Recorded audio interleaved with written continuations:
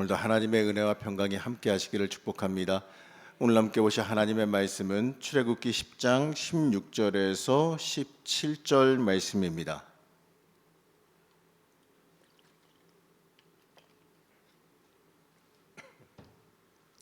출애굽기 10장 16절에서 17절 말씀 우리 같이 함께 합독하시겠습니다. 바로가 모세와 아론을 급히 불러 이르되 내가 너희의 하나님 여호와와 너희에게 죄를 지었으니 바라건대 이번만 나의 죄를 용서하고 너희의 하나님 여호와께 구하여 이 죽음만은 내게서 떠나게 하라. 아멘. 오늘도 하나님의 은혜와 평강이 함께 하시기를 축복합니다. 이 오늘 함께 보는 이 10장 말씀은 이 계속되는 이 8장과 8번째와 이 9번째 재앙, 8번째와 9번째 재앙을 다루고 있습니다. 이렇게 이 엄청난 재난이 계속되고 있는데도 이 재앙의 근본 원인을 파악하지 못하고 이 더 큰 재앙으로 이어지고 있는 이 바로 왕의 이 안타까운 모습을 우리가 보게 됩니다. 10장의 전반적인 구조는 두 가지 구조로 나눌 수가 있는데 1절에서 20절의 그 메뚜기 재앙과 21절에서 29절의 그 흑암 재앙에 대한 내용으로 우리가 나누어 볼 수 있습니다. 우선 이 재앙에 대해 살펴보기 전에 이 지금의 애굽의 상황이 어떠했냐면요, 이 우박의 재앙으로 인해서 농작물과 가축에 아주 이 심각한 타격을 입고 있는 상황입니다. 우선 재앙으로 인해서요, 한마디로 국가적인 이 위기가 발생했어요. 이 대다수의 농작물들이 망가져서 더 이상 수확을 할 수 없는 상황이 되었습니다. 이 남은 게 물론 조금 있기는 했겠지만 그것만으로 굉장히 부족한 상황인지라 크게 어려운 건 사실입니다. 심지어 7절 말씀에서 보게 되면 이 바로의 신하들이 이 왕은 아직도 애굽이 망한 것을 모르시냐라고 말할 정도로 신하들이 가서 항변할 정도니 정말로 크게 어려운 상황인 거는 알 수가 있습니다. 근데 이러한 상황에도요, 이 바로 왕은 이 모든 것의 원인이 무엇인지, 이 세상 모든 것의 권세가 어디에 있는지를 전혀 파악하지 못하고 있습니다. 심지어 하나님께서도 그 모습이 너무나도 답답하셨는지 이 3절 말씀에 보게 되면 이렇게까지 말씀하세요. 3절 말씀 함께 보시겠습니다. 모세와 아론이 바로에게 들어가서 그에게 이르되 히브리 사람의 하나님 여호와께서 말씀하시기를 내가 어느 때까지 내 앞에 겸비하지 아니하겠느냐, 내 백성을 보내라, 그들이 나를 섬길 것이라. 바로 왕은요, 여전히 자신이 이집트의 왕이자 이 태양신의 아들이라고 하는 그 교만에 의해서요, 이 막대한 노동력을 잃지 않으려고 하는 그 욕심을 버리지 못하고 있었어요. 자, 이 사실을 보면서요, 우리가 이 악한 자가 멸망하는 건 하나님이 자비하지 못하셔서가 아니라, 끝까지 못 참아 주셔서가 아니라, 이 끝까지 교만과 욕심을 버리지 못하고 죄에서 돌이키지 않기 때문에 그들이 망하게 되는 걸 보게 됩니다. 이 하나님께서는 한없는 자비와 이 사랑으로 이 경고와 이 돌아갈 기회를 우리에게 주시지만 이 악인들은요, 이 결국 멸망의 길로 들어가는 걸 보게 돼요. 그리고 또 같이 봐야 되는 것은 이 매번 이 강팍한 바로의 반응이 이 부정적일 것을 알고 있으면서도 무려 7번이나 반복해서 한 번도 불평이나 원망 없이 이 묵묵히 하나님의 말씀을 전달하는 모세의 모습을 보게 됩니다. 이 거부되던 말건 이 자신에게 맡겨진 사명이었기 때문에 하나님 앞에 철저히 순종한 거죠. 자, 이 모습을 보면서요, 우리는 얼마나 이 묵묵히 맡겨진 사명을 잘 감당하고 있는지 스스로 한번 돌아볼 수 있어야 됩니다. 우리는요, 누구에게나 하나님이 원하셔서 이 맡기신 사명이 있습니다. 이 각양각색의 모습이 다를지라도 이 하나님께서는 우리를 통해 이루시기 원하는 게 있어요. 우리는 그 길로 묵묵히 따라갈 수 있어야 됩니다. 여전히 강팍한 바로에게 이 하나님은 이 메뚜기 재앙을 명령하십니다. 그러한 경고와 더불어서 이 애굽 전역의 농작물을 없애버리시고 또 메뚜기 재앙을 말씀하게 하십니다. 그러자 바로의 신하들이 왕에게 이렇게 말해요. 왕이여, 애굽이 망한 것을 모르십니까? 언제까지 고집을 더 부리실 겁니까? 하나님 앞에 빨리 순종하십시오. 이렇게 오히려 그 신하들이 왕에게 말합니다. 그러면서 신하들이 다시 모세와 아론을 데리고 와요. 그리고 빨리 왕이랑 타협을 보라는 거죠. 그러나 바로는요, 다시 타협을 해서 뭐라고 말하냐면 애들은 놔두고 장정들만 나가라 이렇게 말합니다. 이처럼 바로 왕이 부분적으로 타협하려고 들었지만 하나님은 타협을 원하신 게 아니지요. 그렇기 때문에 이 주저하지 않고 애굽 전역을 메뚜기로 쓸어버리십니다. 이 부분에서 우리는 이 범죄한 인간에 대한 하나님의 분노와 심판을 보게 돼요. 이 하나님을 떠나고 하나님의 뜻을 거역하는 것은 이렇게 허무한 절망을 맞이하게 된다는 걸 보게 됩니다. 사실 하나님은 이 4절에서 기한을 내일이라고 말씀하셨어요. 자, 이거는요, 이 바로로 하여금 회개하고 돌이킬 기회를 주고 있는 겁니다. 바로 우리 하나님은 참으시고 기다려주시는 하나님이시라는 거예요. 그러나 그럼에도 바로 왕은 기회를 잡지 못하죠. 이 메뚜기 재난을 받는다는 것이 바로 바로의 그 신하들에게는 어마어마한 큰 충격으로 다가왔어요. 이 바로에게 이스라엘 백성을 놓아주라고 말할 정도로 그들이 두려워했다라는 겁니다. 그럼에도 바로 왕은 협상하는 듯하다가 마치 비아냥거리듯이 10절에서 이렇게 말합니다. 10절 말씀 보시겠습니다. 바로가 그들에게 이르되 내가 너희와 너희의 어린 아이들을 보내면 여호와가 너희와 함께함과 같으니라. 보라, 그것이 너희에게는 나쁜 것이니라.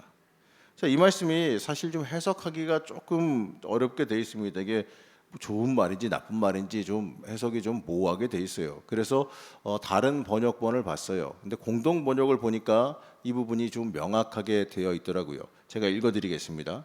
내가 너희를 가족과 함께 내보내게 해달라고 야훼께 실컷 빌어봐라. 내가 너희에게 식구들을 딸려 보낼 것 같으냐? 허튼 수작 부리지 마라. 바로 이 말이에요. 이렇게까지 바로는 정신 못 차리고 완악한 모습을 보이고 있다는 겁니다. 이렇게 한 뒤에 어떻게 했느냐면 모세를 쫓아냈어요. 약속 지킬 마음은 하나도 없다라는 거죠. 결국 애굽에 온 땅은 메뚜기가 덮어버리게 됩니다. 이 메뚜기가 이 전국적으로 덮은 것이 농업을 그냥 지장받는 정도가 아니라 이 애굽 사람의 생활 모든 것을 마비시킬 정도로 심각한 일이었죠. 실제로 요즘에도 이 간혹가다 메뚜기 떼가 생겨서 엄청난 숫자가 한번 휩쓸고 지나가게 되면 아무것도 남는 것이 없다 그럽니다. 생명체가 남는 게 하나도 없대요. 그 정도로 이 무서운 게 이 메뚜기 떼인데, 이 메뚜기 떼가 휩쓸고 지나갔으니 애굽 전역에 뭐가 남아났겠습니까? 온 백성과 관리들이 이미 난리가 났어요. 15절 말씀에서 보게 되면 이렇게 표현하고 있습니다. 메뚜기가 온 땅을 덮어 땅이 어둡게 되었으며 메뚜기가 우박에 상하지 아니한 밭의 채소와 나무 열매를 다 먹었으므로 애굽 온 땅에서 나무나 밭의 채소나 푸른 것은 남지 아니하였더라. 자, 이제 다급해졌어요. 이제 이러한 일이 벌어지니까 다급해진 바로 왕이 이 모세와 아론을 급히 불러요. 그러면서 아까 처음에 읽었던 것처럼 자신이 죄를 지었다, 한 번만 용서해달라, 이 죽음을 면하게 해달라 이렇게 간청합니다. 사실 메뚜기 때는 모든 식물을 먹어버리고 애굽 사람들이 생존할 수 없는 지경까지 몰아붙인 겁니다. 그러기에 메뚜기는 어떻게 보게 되면 이 메뚜기 때는 이 죽음과도 같은 일이죠. 그러나 바로는 메뚜기 떼가 떠나가자 그 완악한 심령을 그대로 유지하고 악한 모습으로 돌아가게 됩니다. 그러자 이번 주 9번째 재앙이 등장하게 돼요. 바로 이 칠흑 같은 어두움이 3일 동안이나 오게 됩니다. 이 애굽 지역에서 이 특별한 사막 바람이 불어오면 심한 경우에는 한 2, 3일 정도 이 태양을 가리게 돼서 좀 어두컴컴하게 심한 어둠을 가져오게 되기도 한다고 합니다. 그러나 이러한 것은 국지적으로 한 부분만 일어나는 일이지 뭐 전국적으로 일어날 수는 없는 일이에요. 근데 이 9번째 재앙은 애굽 전 지역에서 일어났고 심지어 앞이 보이지 않을 정도로 강하게 일어났어요. 우리가 여름에 이 장마철에 갑자기 낮인데도 비가 갑자기 몰아칠 때는 하늘이 갑자기 밤처럼 깜깜해질 때가 있는데 그것도 어느 정도 그냥 저녁같이 되는 거지 눈앞이 아무것도 안 보일 정도로 되는 건 아니지 않습니까? 근데 여기에서는 눈앞이 보이지 않을 정도로 마치 개기일식처럼 아무것도 안 보이게 그냥 어두워졌다는 얘기예요. 이 흑암의 재앙은 자연 법칙을 넘어서는 하나님의 주권을 강조하고 있는 것으로 해석하게 됩니다. 이 애굽 사람들이 이 생명처럼 여기던 그 신은 그 태양신인 라라고 하는 신입니다. 그 태양신이 지금 하나님 보낸 어둠 앞에서 아무런 힘도 쓰지 못하고 있는 거예요. 상징적으로 바로 하나님 앞에 애굽의 최고 신이라고 하는 그 태양신이 아무런 힘도 쓰지 못해요. 만약에 그 태양신이 힘이 있었다면 하나님께서 흑암을 줬을 때에 태양신이니까 그 흑암을 물리치고 빛을 줘야 되는데 그러지 못했다라는 거예요. 한마디로요, 모든 것의 주권이 바로 하나님께 있다라는 걸 다시 한번 보여주시는 겁니다. 이번 주간 계속 반복돼서 말하는 말인데, 우리 인생은 누구를 주인 삼느냐에 인생이 달려 있다라는 거예요.